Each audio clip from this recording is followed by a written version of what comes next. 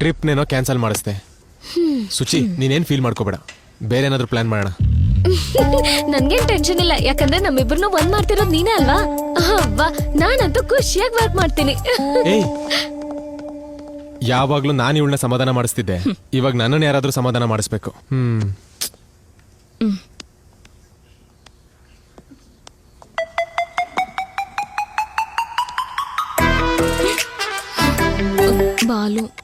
ಬಾಲುನ ಅವನ ಬಗ್ಗೆ ಈಗ ಯಾಕೆ? ಅವ್ನ್ ನೋಡ್ಬಿಟ್ರೆ ಎಲ್ರಿಗೂ ಹೇಳ್ತಾನೆ. ಆಲ್ರೆಡಿ ಇಲ್ಲೇ ಇದ್ದಾನೆ. ನೋಡ್ಬಿಟ್ನಾ? ಲೋ, ನೀನು ಸೀನಲ್ಲಿ ಇದೀಯ ಅಂತ ಮರ್ತೋಗ್ಬಿಟ್ಟೆ. ಮರ್ತೋಗ್ತೀಯ ಕಣೋ, ಏನ್ ನಡೀತಾ ಇದೆ ಅನ್ನೋ ಇಷ್ಟು ಕ್ಲೂ ಇಲ್ದಾನೆ. ಅಯ್ಯೋ, ಫೂಲ್ ಆಗ್ಬಿಟ್ಟೆ ಕಣೋ, ಮಿತ್ರ ದ್ರೋಹಿ.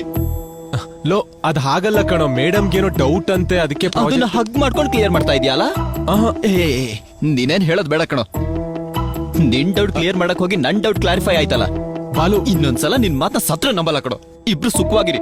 ನಿಮ್ ಮದ್ವೆಗ್ ನಾನಂತೂ ಬರಲ್ಲ. ಬಾಲು, ಯಾವಾಗಲ್ಲ